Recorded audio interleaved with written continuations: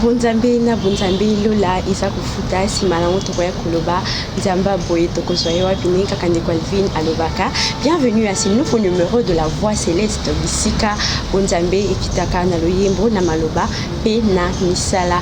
Lelo bonzambe kukita na maloba. Je suis Luna Miezi Rebecca, votre humble servante.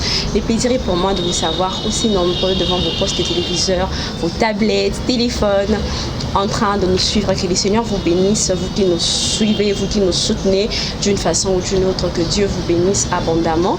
Merci, je ne suis pas seule aujourd'hui, je suis accompagnée d'un pasteur. Lui, c'est le pasteur Jonas Lukuku, c'est ça? Pasteur Jonas Lukuku? Non, Lunkutu Mpala. Voilà, Lunkutu Mpala, c'est ça. Il vient de Lubumbashi, c'est un ex-sataniste. On va en savoir un peu plus grâce à lui. Je lui dis déjà bonjour, bonjour papa. Bonjour ma soeur. Comment allez-vous? Je vais bien par la grâce de Dieu. Ok, vous êtes en forme, le voyage s'est bien passé et tout? Bon, ça s'est bien passé parce que ça fait déjà 2 semaines que je suis que vous êtes là. Et ici ça se passe bien? Oui. Vous êtes à l'aise, vous vous retrouvez et tout? Oui, ça va, tout va bien. Merci beaucoup, pasteur. Je vous signale que le pasteur va nous donner son témoignage, son petit témoignage de ce qu'il a vécu dans le monde ténèbres, si je peux l'appeler ainsi. Il a vécu là-dedans pendant 25 ans. On va le découvrir tout à l'heure. Papa, vous avez la parole, vous pouvez commencer. Ok, merci beaucoup pour la parole que vous venez de m'accorder. Avant d'aller plus loin, j'aimerais d'abord vous donner ma présentation. Oui. Moi, c'est le pasteur Jonas Lunkutu Mpala. Je suis pasteur responsable d'une église, l'église évangélique Christ notre salut, en sigle ECHRIST. C'est une église qui se trouve à Lubumbashi et qui a aussi des extensions. Je suis le représentant légal et le visionnaire de cette église-là. Alors, je suis un homme marié et père de 5 enfants. Je suis marié à Madame Lydie Mpungasana, qui est mon épouse, et j'ai 5 enfants.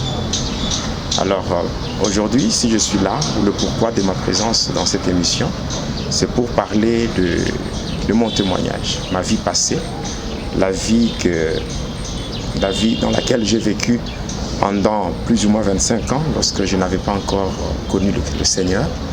Donc, je vais parler sur mon parcours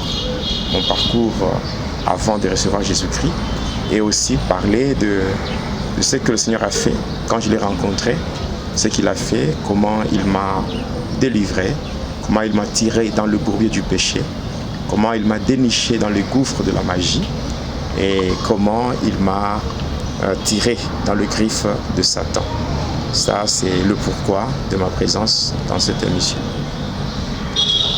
Alors, si je dois commencer, c'est que je suis né à Kansenya, dans une famille catholique, une famille composée de 11 enfants. Et moi, je suis le 3e de la famille. Et c'est toujours là à Kansenya où j'ai fait mes études primaires. Après, lorsque mon père a eu son transfert par rapport au travail, on a été obligé de quitter Kansenya pour s'installer à Likasi. Et là, à Likasi, j'ai continué avec mes études secondaires. J'étais au collège Toutazamié, donc une école dirigée par des frères de la congrégation de frères xavériens.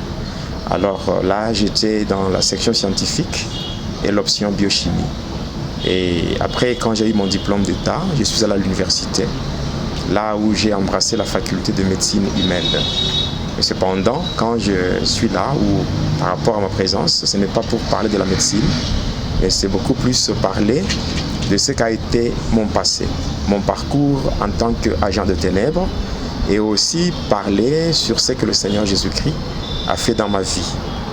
Ce que je peux dire, c'est que le Seigneur Jésus-Christ, par sa grâce, il a pu intervenir dans ma vie l'année 2003. C'est l'année de ma délivrance que j'ai reçu le Seigneur. En fait, pendant plus ou moins 25 ans, j'étais au service du diable. Et j'ai commencé à le servir lorsque j'avais l'âge de 2 mois. Alors, donc là, je ne parle pas de 2 ans, mais je parle de 2 mois. Tu as commencé à servir le diable Oui. À l'âge de 2 mois. À l'âge de 2 mois. Wow. Et quand on parle de 2 mois, on voit un bébé. Parce qu'un enfant de 2 mois, c'est un bébé. Et moi, c'est à cet âge-là que je me suis retrouvé au service de Satan. Donc, vous voyez déjà à l'âge de 2 mois. À l'âge de 2 mois, on a affaire à un bébé. Et un bébé ne peut pas de lui-même se rendre chez un féticheur pour chercher à être sorcier. Ça veut dire tout simplement, par là, vous pouvez comprendre que je n'ai pas cherché à être ce que j'étais. Mais par contre, ce sont des gens animés d'une mauvaise foi qui m'avaient fait entrer dans le satanisme sans consulter ma volonté. C'est comme ça que je me suis retrouvé dedans. Donc pendant 25 ans, j'ai commencé par la sorcellerie. Et lorsqu'il était question maintenant de me séparer de Satan, d'abord j'étais le secrétaire de Lucifer, en Inde. Et là donc, dans le temple de Daïl. Et après ce poste-là de secrétaire, le diable lui-même m'avait élevé en dignité. Vous étiez en Inde alors? Oui, donc j'ai vécu en Inde physiquement. Alors le diable m'avait élevé en dignité. Et jusqu'à ce que j'avais occupé maintenant la fonction ou le poste du représentant du 3e degré dans le mystère de l'air. Et là, j'étais membre du gouvernement de Satan. Et que la gloire soit rendue à notre Seigneur Jésus-Christ. Lui, par sa grâce, il est venu à mon secours et il m'a tiré de là.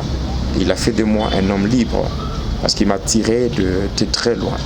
J'étais retenu captif par le diable dans le séjour des morts parce que ma délivrance, pour avoir la délivrance, j'ai beaucoup souffert jusqu'à ce que j'ai même connu la mort. Donc le 20 décembre de l'année 2003, c'est ce jour-là que j'avais rendu l'âme. Et déjà quand j'étais mort, les gens cherchaient déjà comment organiser le funérail, donc comment aller m'enterrer. Et pendant ce temps-là, moi j'étais lié dans une prison dans le monde astral. Donc j'étais dans la 3e partie du monde astral qu'on appelle le séjour des morts. C'est là où j'étais retenu captif avec 2 chaînes en commençant par le pied jusqu'au niveau de la bouche et un gros cadenas. Et c'est comme ça que j'étais là-bas. Et c'est là où le Seigneur Jésus-Christ était venu me chercher. Il m'a tiré de là et il m'a ramené à la vie pour que je sois un instrument pour faire éclater sa gloire. Donc là, c'est en fait, je peux dire, un petit résumé de ce qu'a été ma vie passée. Avant d'aller plus loin, j'aimerais qu'on lise une portion d'écriture, ou bien même deux portions d'écriture. La première portion, c'est Ésaïe chapitre 8, et le verset, Ésaïe chapitre 8, le verset 20. Et le 2e texte, c'est le psaume 66, et le verset 16. Je ne sais pas si vous avez déjà trouvé ça. Ésaïe 8, verset 20. Verset 20. Juste le verset 20. Oui. À la loi et au témoignage, si l'on ne parle pas ainsi, il n'y aura point de l'aurore pour le peuple. Et le 2e texte, c'est le psaume 66. Psaume 66. Et le verset 16. Psaume 66, verset 16. Oui. Venez, écoutez, vous tous qui craignez Dieu, et je raconterai ce qu'il a fait à mon âme. Amen. Voilà, passant par ces 2 textes, cela c'est pour faire comprendre à tous ceux-là qui nous suivent le pourquoi de ce témoignage. Il est dit à la loi et au témoignage. Si on ne parle pas ainsi, il n'y aura point d'horreur pour le peuple. Aujourd'hui, beaucoup d'enfants de Dieu se retrouvent dans l'ignorance. Et le diable aime travailler en se servant de l'ignorance qu'il voit chez les enfants de Dieu. Parce que l'ignorance elle-même, c'est la mère de la destruction. Quand nous lisons Osée 4, le verset 6, la Bible dit « Le peuple de Dieu périt parce qu'il lui manque la connaissance ». Alors, moi, quand j'ai donné ma vie au Seigneur Jésus-Christ, ou je dirais quand le Seigneur m'a tiré de ténèbres, juste après ma délivrance, j'étais animé par un sentiment de culpabilité. Surtout lorsque je faisais la rétrospection de ma vie, lorsque j'étais en train de voir le parcours que j'ai eu dans les ténèbres, toutes les choses mauvaises et horribles que j'ai pu réaliser pour la gloire de Satan. Et là, je m'étais retrouvé plongé dans la tristesse, j'ai manqué la paix. Et étant dans cette détresse, le Seigneur Jésus-Christ lui-même, qui est un secours, qui ne manque jamais dans la détresse, il m'a rendu visite par le biais du Saint-Esprit, et cela que le Seigneur m'avait rassuré que si j'étais passé dans le satanisme, c'était lui qui avait permis cela. Et il m'avait rassuré cela, que c'était lui qui avait permis à ce que je fasse un passage dans le monde de ténèbres. Parce que tel que je ne suis pas spécial. Je ne suis même pas extraordinaire. Il y a des gens comme moi qui étaient entrés dans le satanisme, mais qui n'ont pas eu la chance de sortir vivants. Il y a ceux-là qui sont morts, il y a ceux-là qui sont tombés dans la folie. Alors moi, qu'est-ce que j'ai donné au Seigneur Jésus-Christ pour que je sois en vie? C'est juste une grâce particulière que le Seigneur m'a accordée. Et je sais très bien que cette grâce qui m'a été accordée, cette grâce, le Seigneur peut aussi l'accorder à tout celui-là qui accepte d'ouvrir la porte de son cœur et de laisser le Seigneur faire son entrée. Selon qu'il est dit dans Apocalypse 3, le verset 20, le Seigneur dit, « Voici, je me tiens à la porte et je frappe. Si quelqu'un entend ma voix et qu'il l'ouvre, j'entrerai. J'entrerai chez lui. » Donc, le Seigneur est prêt à sauver et à faire du bien à tout celui-là qui suit ce témoignage et qui prend la résolution d'ouvrir la porte pour laisser au Seigneur le temps de faire son entrée. Je pense que c'est une chose merveilleuse. Quand le Seigneur fait son entrée dans la vie d'une personne, il change tout. Il permet à ce que la personne soit heureuse et que sa vie devienne le reflet de la gloire, le reflet de la gloire de Dieu sur la terre. Donc, Papa, pardon, avant qu'on oublie, qu'est-ce qui avait causé votre mort? Un accident, une maladie ou quoi? Non, ma mort, ce n'était pas suite à une maladie ou un accident. C'était suite au diable qui ne voulait pas que je sois libéré. Parce que, ayant fait 25 ans à son service, il y avait beaucoup de choses que je connaissais. Beaucoup de choses. Certainement, il savait qu'une fois délivré, j'allais dévoiler ces choses. Alors le diable ne voulait pas que ces œuvres soient mises à nu. Et alors il a jugé bon, au lieu que je sois délivré et que je vive comme un homme libre, il a voulu que je sois seulement illuminé, donc que je disparaisse, que je meure avec tous les secrets en moi. Alors c'est comme ça qu'il avait envoyé des esprits méchants, c'est-à-dire des démons qui sont chargés uniquement pour tuer. Et c'est là que j'ai été tabassé sérieusement.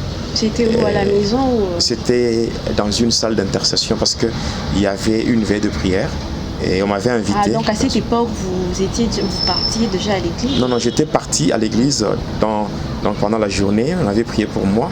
Et comme le même jour, il y avait une veillée qui était organisée, on m'avait invité, on m'avait demandé à ce que je vienne aussi participer à la veillée. À cette époque, vous avez déjà reçu les Seigneurs? Vous avez déjà reçu les Seigneurs? Non, j'étais dans le processus de la délivrance. C'était un peu ça. Donc, et qu'est-ce qui avait fait à ce que vous puissiez changer d'avis? Genre, vous étiez dans le monde des ténèbres. Ouais. Parce que la mort est venue après d'après ce que je comprends. La mort est venue après. Avant ça, qu'est-ce qui avait fait à ce que vous puissiez changer d'avis? Le problème, c'est que... Enfin, changer de côté. Oui, non, vous avez raison. Le problème, c'est que quand j'ai servi le diable, arrivé un moment, le diable m'avait proposé de mourir. Il m'avait demandé de mourir, mais non pas selon le temps fixé par Dieu. Parce que c'est Dieu qui a créé l'homme. Et c'est Dieu qui connaît le nombre de jours liés au séjour terrestre d'une personne. Mais le diable m'avait demandé de mourir. C'est-à-dire que je devais moi-même orchestrer ma propre mort en passant par ce qu'on appelle les rituels de la bonne mort. Donc je devais, par des principes purement mystiques, je devais orchestrer ma mort. Et après, je devais mourir. Maintenant, quand on devait m'enterrer, et la nuit, je devais quitter. Je devais sortir de la tombe et aller maintenant dans le monde de pandémonium, passer par les étapes de maître, contre-maître, docteur. Et après, je devais accéder à la divinité, selon ce que le diable m'avait proposé. Et que, par après, je devais avoir un département que je devais commencer à diriger dans le monde de Polion. Et après cela, les magiciens qui sont à des niveaux, je dirais, des niveaux inférieurs, qui invoquent le diable ou qui cherchent à entrer en contact avec lui, moi je devais commencer à répondre ou à venir représenter le diable. Le diable. Voilà, il m'avait proposé cela. Mais une fois, quand vous étiez vivant, c'était impossible de faire tout ça? Non. Il fallait seulement passer par la mort? En fait, quand on est dans la magie, il y a un plafond. Quand il y a un plafond qu'on ne peut pas dépasser en tant qu'humain. Dès que vous êtes diplômé dans la magie, c'est fini. Alors si vous voulez accéder à un niveau supérieur, donc dépasser le niveau de diplômé dans la magie, là vous êtes obligé de mourir. Mais cette mort-là ne sera pas liée au temps marqué par Dieu, mais vous allez faire ça vous-même, passant par ce qu'on appelle le rituel de la bonne mort. Alors quand j'avais accepté cela, j'avais signé le pacte avec le diable. Après avoir signé ce pacte-là, moi-même,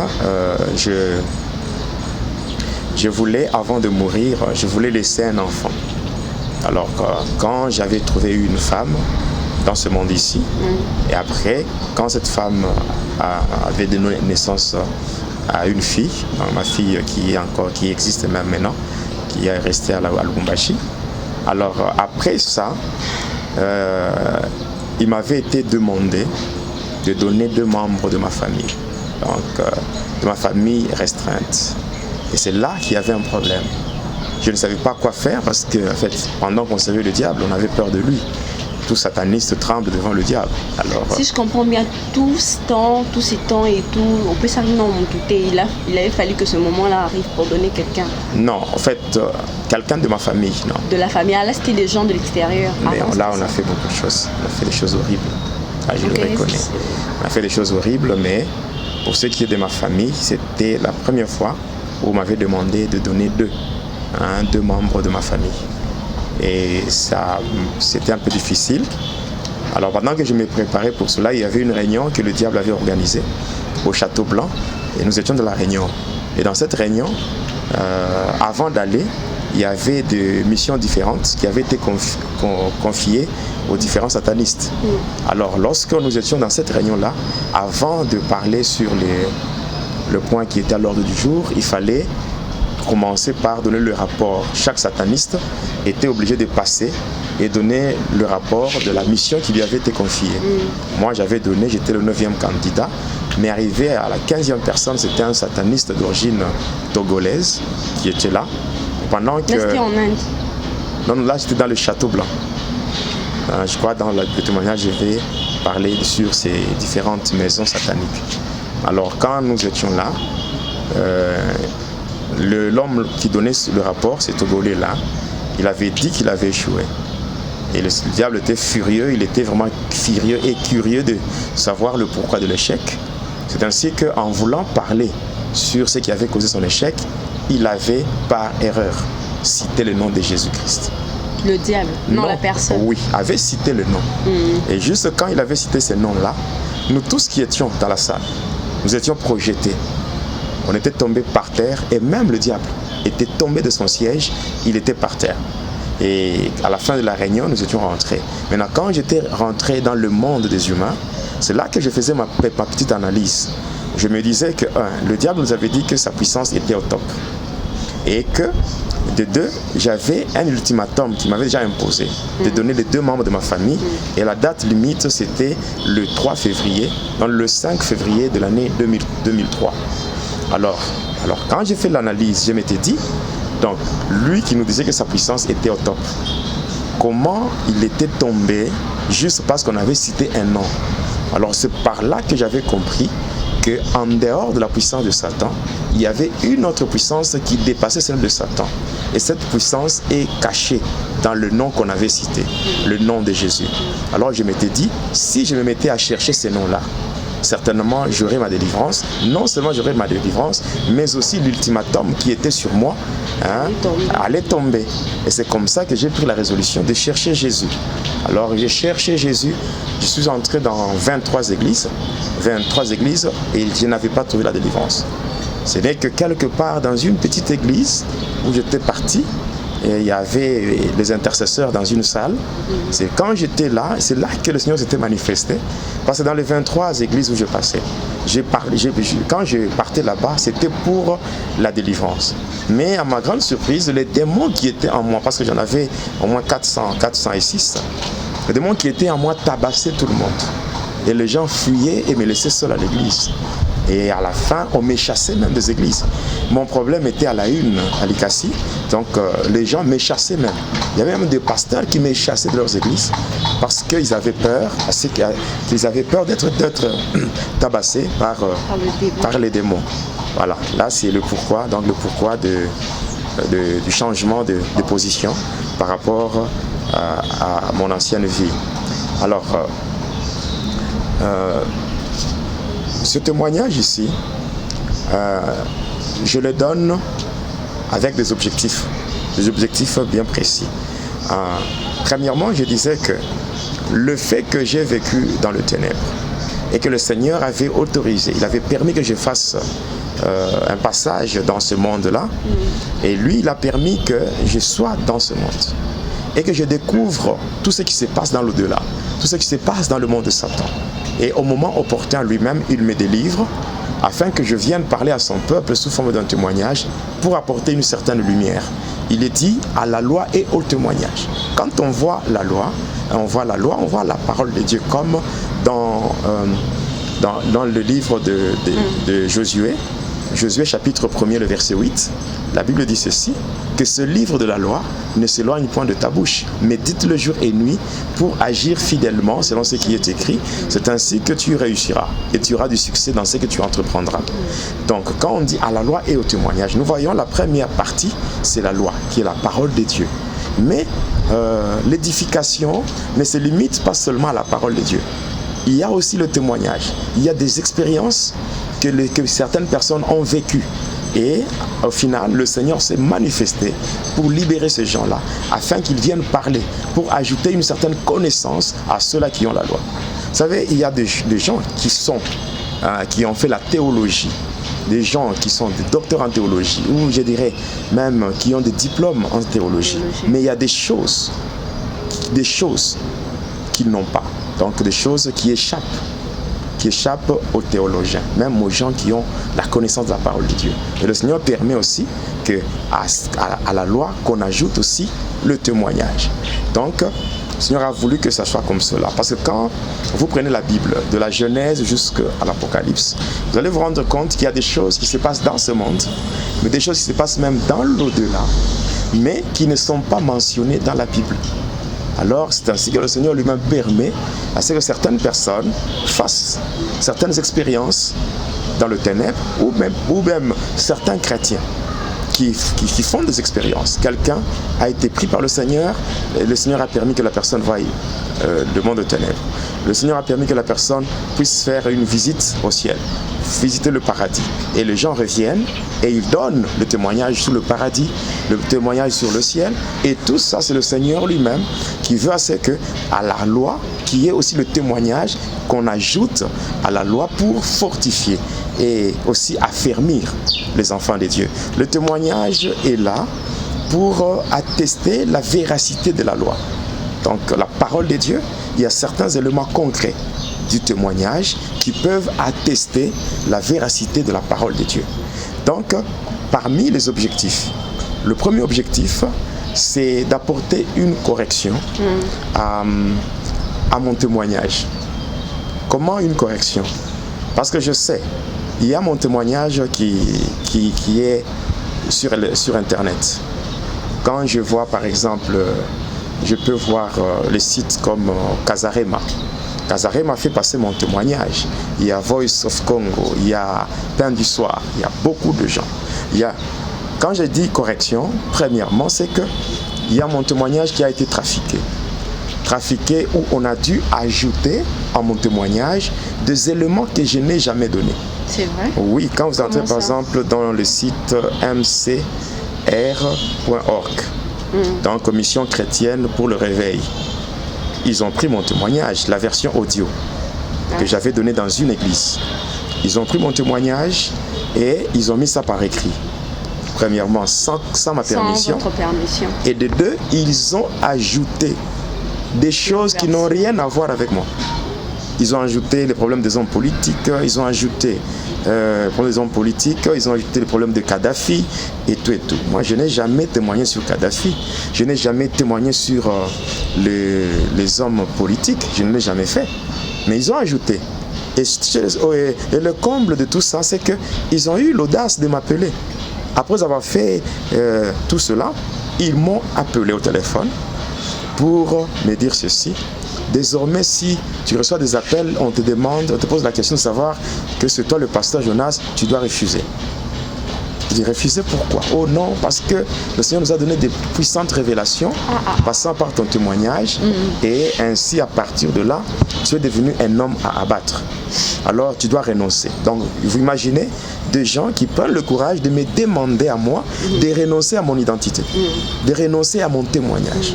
Moi, je n'ai jamais eu peur de la mort. Un homme à abattre, moi, je mourrai un jour. Et ce sera le jour marqué par Dieu.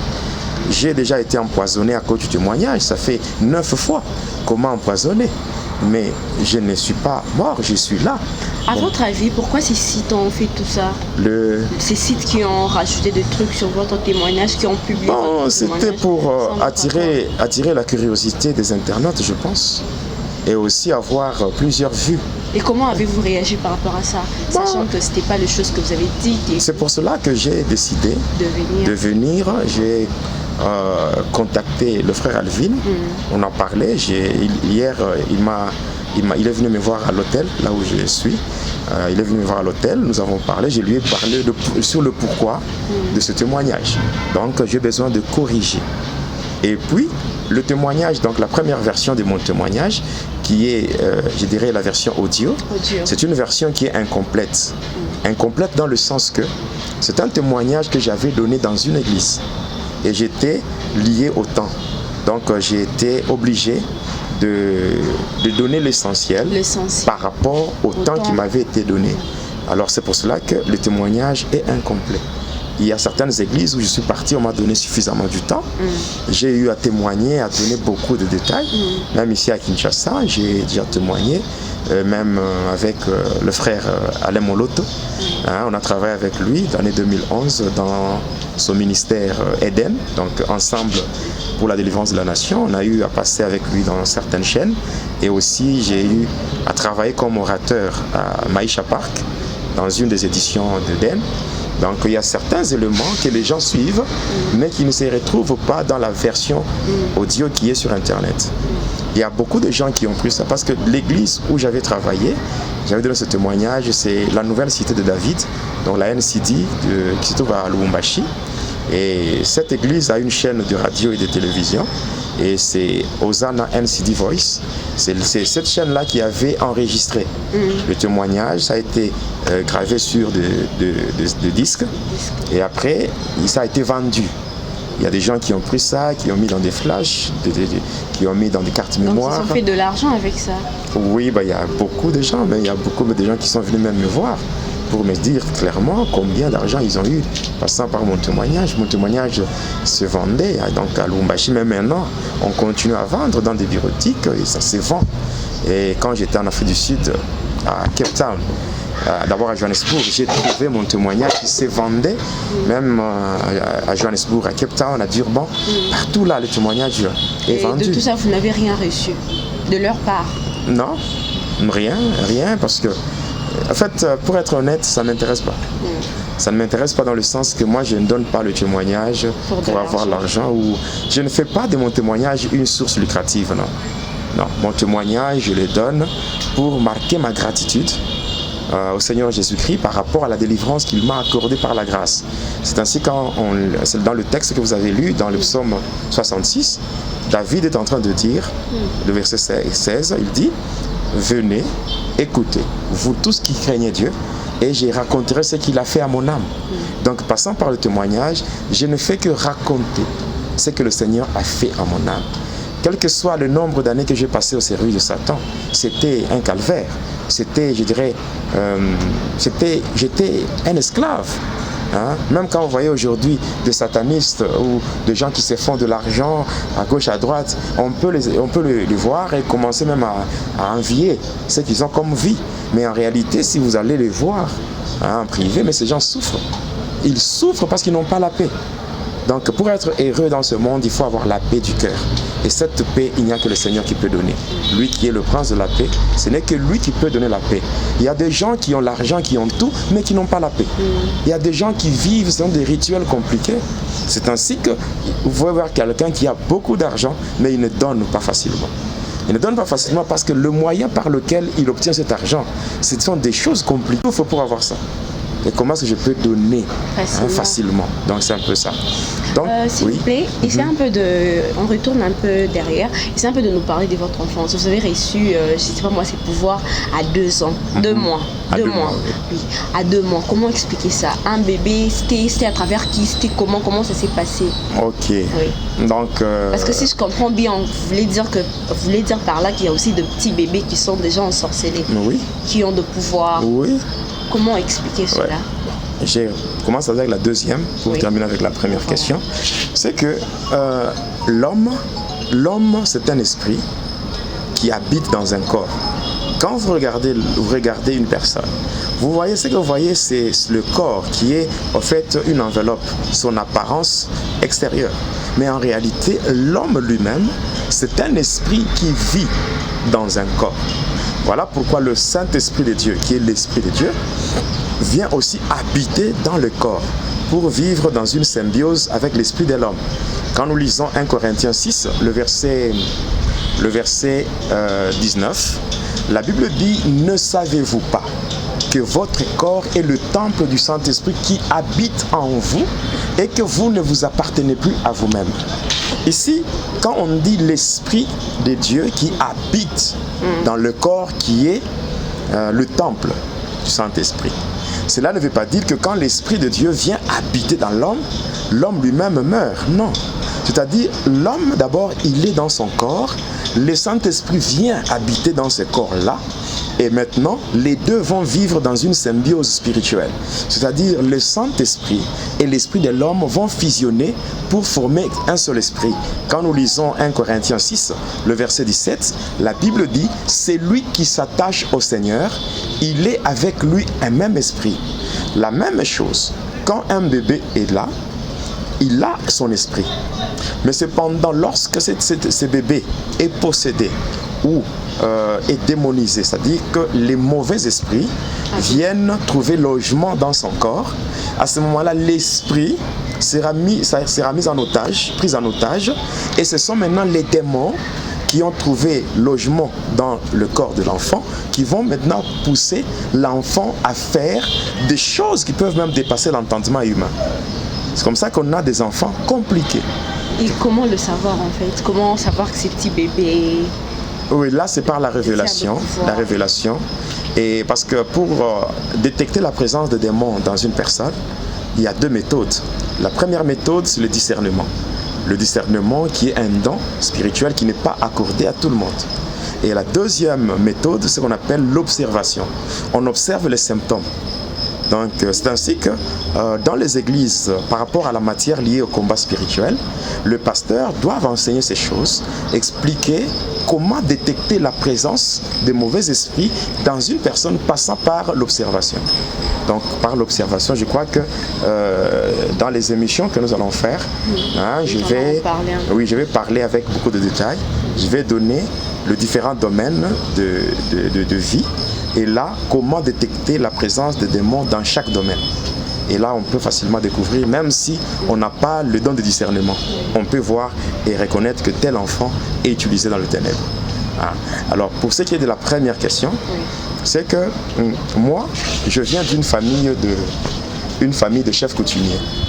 Donc, une famille de chefs coutumiers.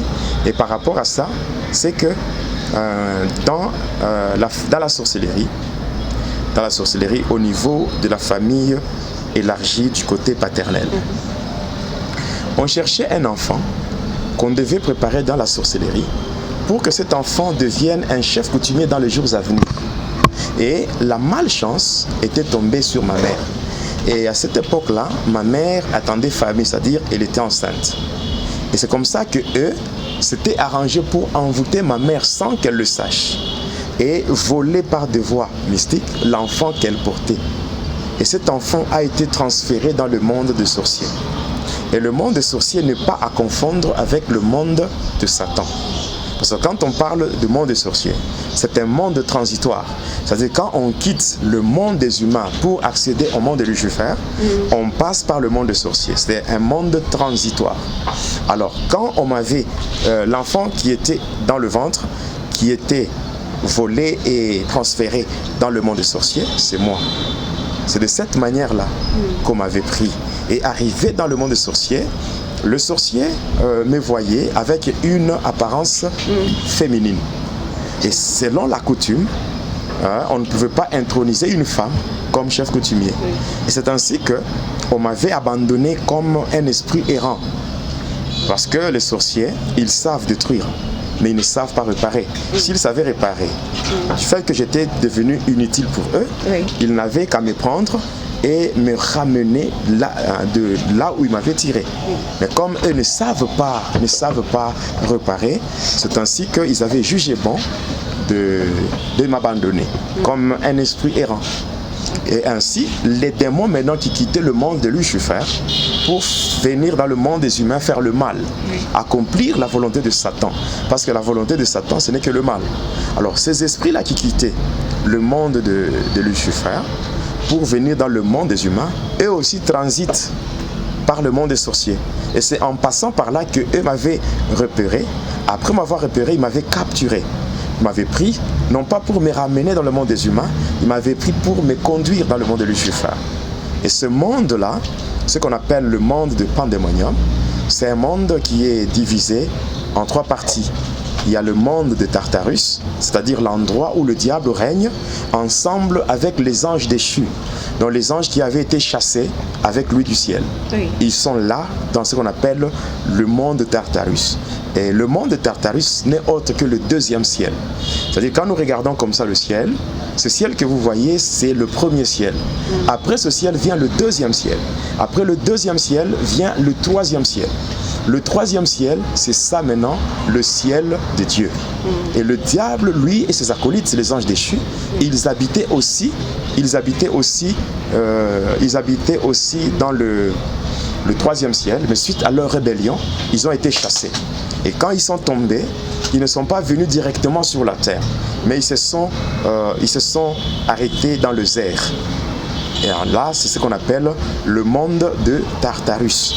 La 2e partie, c'est ce qu'on appelle le monde d'Apollyon. Le monde d'Apollyon, c'est en fait l'endroit où le diable règne ensemble avec le sirène et les dragons. Et c'est ce monde-là où vivent aussi ce qu'on appelle les dragons continentaux. Et les dragons continentaux, ce sont les différentes bêtes dans lesquelles le diable a déjà incarné le pouvoir de dragon pour contrôler les différents continents. Ainsi, si nous prenons le continent africain, le diable utilise le lion et le léopard. Si nous prenons le continent américain, il utilise l'aigle. Si nous prenons l'Europe, c'est l'ours. L'Asie, c'est le serpent anaconda. Et aussi, si nous prenons l'Océanie, c'est la bête qu'on appelle l'Autriche. Alors, le monde d'Apollyon est aussi divisé en plusieurs départements.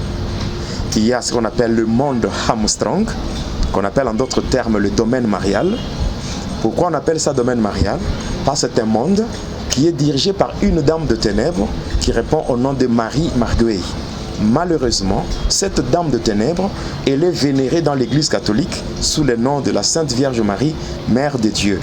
Et la magie, donc je dirais le monde Armstrong, qu'on appelle encore le domaine marial, c'est le département de la magie catholique ou la magie sainte dans le monde de Satan. Je me rappelle, un jour, on avait une interview à l'hôtel Memling avec le frère Alain Moloto. Quand je parlais, il m'avait posé, quand j'ai parlé de la magie sainte, il m'avait dit, mais comment est-ce qu'une magie peut-elle être sainte? Alors j'avais donné la réponse que je donne encore aujourd'hui. On parle de la magie sainte, c'est tout simplement parce que c'est du satanisme qui se présente avec une façade chrétienne. Dans cette magie, on utilise la Bible, on cite aussi le nom de Jésus. Mais cependant, les Jésus qu'on cite là-bas, ce n'est pas Jésus-Christ. Le Jésus qu'on cite là-bas, c'est le PX, donc le Christ roi. Christ roi, ça veut dire tout simplement, c'est un démon qui habite dans le monde Armstrong, mais qui est aussi vénérée. Il y a même une messe solennelle au mois de novembre, une messe qui est lue en l'honneur du PX, le Christ roi. Alors, quand on parle de la magie sainte, le terme plus clair, c'est tout simplement la magie catholique. Et la magie sainte a 2 sièges. Le premier siège se trouve dans le monde de Lucifer, on appelle ça le monde Armstrong. Et dans le monde des humains, la magie sainte a un siège. Ce siège-là, c'est un État dans un État, c'est-à-dire le Vatican qui se retrouve dans l'État d'Italie. Et c'est là où se trouve celui qu'on appelle le Vicarius Filii Dei, c'est-à-dire... si nous comprenons bien, oui. Les Jésus dont vous parlez, c'est les Jésus de l'Église catholique. Mais il ne s'agit pas du même Seigneur que non. Jésus-Christ qui est mort à la croix et qui est ressuscité, qui est assis à la droite du Père, ce n'est pas celui-là qu'on cite là-bas. À l'Église catholique. Ouais, parce que je donnerai les détails. Moi, j'étais aspirant prêtre. J'étais un aspirant prêtre. J'étais formé par 2 prêtres de la congrégation des Pères Blancs. Mon père spirituel c'était un prêtre d'origine espagnole. C'est lui qui m'a formé. Alors, je disais que le 2e siège se trouve au Vatican. C'est là, voilà, le 2e siège de la magie sainte. Pourquoi le monde Armstrong est appelé on appelle aussi le domaine marial? Pourquoi? Parce que c'est dirigé par Marie Marguerite. Et cette femme-là, si vous ne faites pas attention, vous risquez de la vénérer sans le savoir. Cette dame-là, elle a plusieurs appellations selon les différentes contrées où elle est vénérée. Quand vous êtes chez les Américains, on l'appelle Macarena. Quand vous êtes chez les Arabes, on l'appelle Aïcha. Quand vous êtes chez les Égyptiens, on l'appelle Isis. Quand vous êtes chez les Grecs, on l'appelle Aphrodite. Quand vous êtes à Éphèse, on l'appelle Diane. Quand vous êtes en Scandinavie, on l'appelle Dissa. Quand vous êtes au Japon, on l'appelle Madone. Quand vous êtes par exemple ici en Afrique, on l'appelle la mère des dieux et tout. Et quand vous êtes chez les Indiens, on l'appelle Devalki. Chez les Chinois, on l'appelle Shingmun. C'est même l'origine de la religion qu'on appelle les moonistes. Ouais, toutes ces choses-là.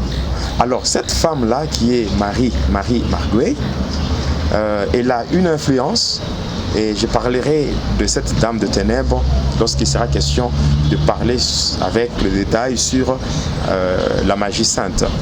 Et en dehors du monde Armstrong, il y a le monde des Gouldes. Le monde des Gouldes, c'est quoi? C'est le monde où le diable fabrique beaucoup de produits, beaucoup d'articles avant de les transférer dans le monde des humains pour faire ce qu'on appelle la possession démoniaque au travers des objets familiers. Donc les objets qui sont familiers aux démons, et ces objets-là, ces objets-là sont accompagnés par un pouvoir démoniaque. Et les gens qui les utilisent sans prier se retrouvent habités par les démons. Donc il y a beaucoup de choses, beaucoup d'articles. Et c'est dirigé par le dragon de montagne qu'on appelle Zeus. Il y a aussi le monde de la sirène Maïmouna. Quand vous voyez par exemple ces musiciens congolais on l'appelait l'éléphant de la musique congolaise, là, Pépé Kalé Kabasele. Voilà, lui, il avait une alliance avec la sirène Maïmouna. Et même parmi les éléments qui ont causé sa réclamation, Maïmouna était vraiment impliqué dans cette affaire. Les musiciens congolais qui font la musique populaire, pour ne pas dire la musique mondaine, ils savent de quoi je parle. Après, il y a le monde Zeppelin. Après le monde Zeppelin, il y a le monde du dragon de la mer. Après le dragon de la mer, il y a le monde des eucalyptus. Donc il y a beaucoup de départements toujours dans le monde des Polyons. Et la troisième partie du monde de Satan, on appelle ça le monde astral. Le monde astral, c'est quoi? Le monde astral, c'est tout simplement l'endroit où vont tous ceux-là qui meurent dans le péché. C'est-à-dire que ceux-là qui meurent sans Christ, qui meurent sans recevoir Jésus-Christ. Il y a beaucoup de gens qui se font des illusions. Il y a des gens qui se disent, en tout cas, moi, si je meurs, c'est la fin. Non, la mort n'est pas la fin de toutes choses. Mais la fin, et la mort, c'est le début ou le commencement d'une autre vie. Et cette vie-là est fonction de la manière dont on a géré son séjour sur la terre. Alors pourquoi il est dit dans Ephésiens 5, le verset 16, la Bible dit « Rachetez le temps, car les jours sont mauvais. » Car il y a un rendez-vous auquel personne ne peut échapper. Et ce rendez-vous-là, c'est la mort. Il n'y a personne qui peut échapper à la mort. Qu'on soit chrétien ou païen, qu'on soit riche ou pauvre, la mort est là. Quand elle frappe à la porte, on n'a pas de choix. Quand nous lisons Ecclésiaste 8, le verset 8, la Bible dit « L'homme n'est pas maître de son souffle pour pouvoir le retenir. Il n'a aucun pouvoir sur le jour de la mort. Il n'y a pas de délivrance dans ce combat. Et la méchanceté ne saurait sauver le méchant. » Et en lisant encore Ecclésiaste 9, le verset 5, la Bible dit ceci, « Les vivants savent qu'ils mourront un jour, mais les morts ne savent rien. » Pour dire, tout celui qui vit encore doit savoir qu'il y a un jour où il est né, il y a aussi un jour où il sera appelé à mourir. Le problème n'est pas de mourir, mais le problème est de savoir où est-ce qu'on ira après la mort. S'il n'y avait pas la vie après la mort, le Seigneur Jésus-Christ n'allait pas donner la parabole du riche et le pauvre Lazare. Et cette parabole nous interpelle pour que nous puissions comprendre que après la mort, il y a une autre vie. Et cette vie est liée à la manière dont nous sommes en train de gérer ce que nous faisons sur la terre. Donc il est grand temps de changer, parce qu'après la mort, ceux-là qui meurent loin de Christ, ceux-là qui meurent dans le péché, vont se retrouver dans le monde astral. Et le monde astral est divisé aussi en 3 parties. La première partie, on appelle ça le quartier des esclaves. Et la deuxième partie, on appelle ça la fournaise de Satan. Et la troisième partie, c'est le séjour des morts. La première partie qui est le quartier des esclaves, c'est là où vont tous ceux-là qui vivent dans le péché. Quand ils meurent, ils vont se retrouver là-bas. Et cet endroit, il y a la cendre brûlante. Donc quand on marche, c'est sur ça. Et ça, ce n'est qu'un acompte, parce que la finalité, c'est le lac de feu et de soufre qui est la Guéhenne ou l'enfer. Mais là-bas, il y a des avenues. Je parlerai de cela en rapport avec ce qu'on appelle le mystère de la mort. La deuxième partie, qui est la fournaise, c'est l'endroit où j'ai vu, et où j'avais vu, moi, de mes propres yeux, les chrétiens, les vrais chrétiens, nés de nouveau, qui, durant leur vie terrestre, ils ont combattu le diable avec des fortes prières, qu'on appelle les prières de combat, les prières agressives. Ils font des prières, ils détruisent les œuvres de ténèbres, ils déstabilisent l'organisation du diable. Mais ces gens-là, avant de mourir, ils se sont compromis. Ils ont commis le péché au lieu de se repentir et de réparer leur relation avec le Seigneur, mais eux ont oublié la repentance. Et là, quand la mort a frappé, ils se sont retrouvés maintenant de l'autre côté. Parce que quand vous faites les bonnes choses pour le Seigneur, continuez à le faire. Et dès que vous rendez compte que vous avez bronché d'une manière ou d'une autre, revenez au Seigneur par la repentance, vous allez vous réconcilier et renouveler votre alliance avec le Seigneur et vous évoluer. Maintenant, si vous ne le faites pas et que le diable parvient à mettre sa main sur vous, là, vraiment, ce que vous allez vivre, ça sera un désastre. Et la troisième partie, c'est le séjour des morts. C'est là où vont tous ceux-là qui ont servi le diable en âme et conscience en touchant aux fétiches, à la sorcellerie, à la magie, à l'occultisme, à la rose-croix, le maïkari, franc-maçonnerie, l'antoinisme, le mounisme. Donc bref, tout ce qui est occulte. Et quand on a touché à ces choses, automatiquement, l'endroit où on part, c'est dans le séjour des morts. Et là, chaque personne est dans une cellule, enchaîné en commençant par le pied jusqu'au niveau de la bouche, et on fixe aussi un gros cadenas dans la cellule. Et même quand j'étais là, quand on m'a mené moi-même, le jour où j'étais mort, quand on m'a mené là-bas pour me placer dans le séjour des morts, j'avais le temps de voir des gens qui étaient morts, des hommes politiques qui ont même vécu dans notre pays. Je les ai vus là-bas, enchaînés. J'ai vu même certains hommes de Dieu, entre guillemets, parce que tous ceux qui disent qu'ils sont serviteurs de Dieu ne le sont pas réellement.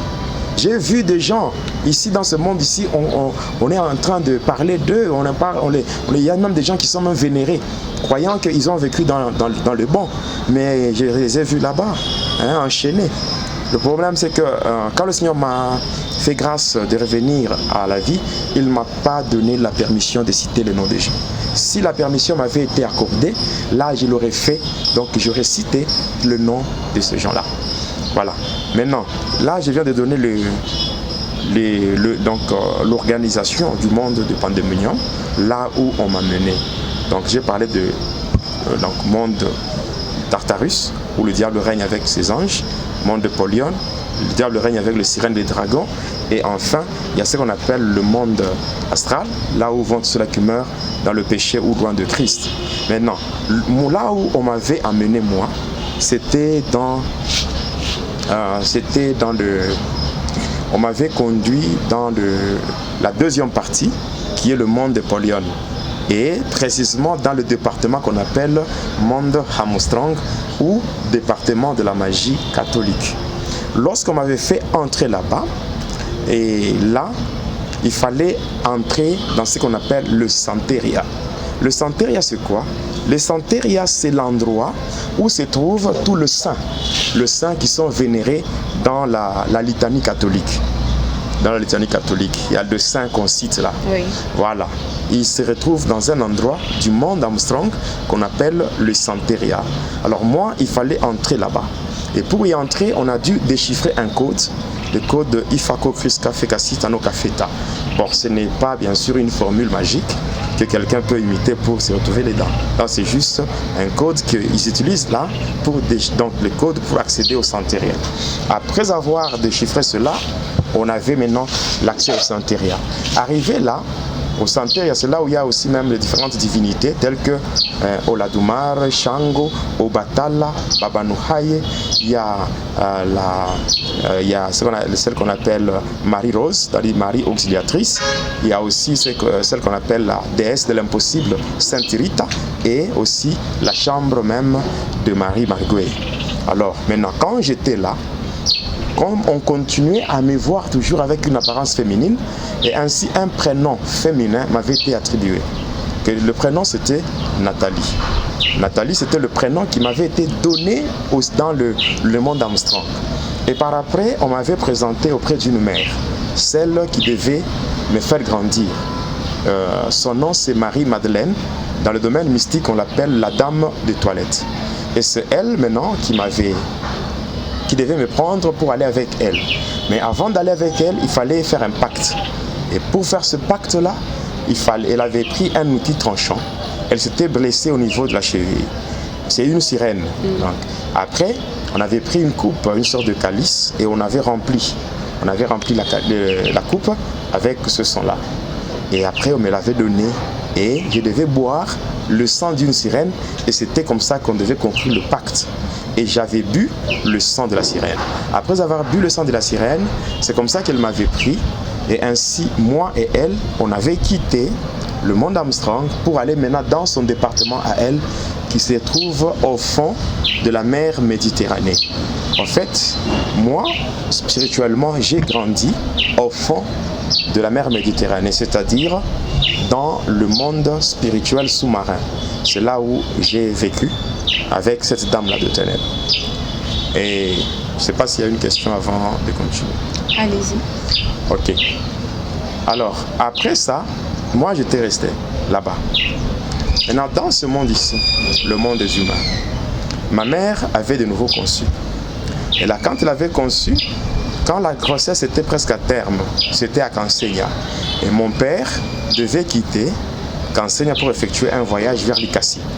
Et comme il devait partir et que ma mère était presque à terme, et mon père lui dira ceci, que si tu parviens à accoucher pendant là, mon absence. Quel âge? Non, là j'étais dans le ténèbre. Je parle maintenant de ce qui s'est passé chez mes parents. Ah, j'étais pas.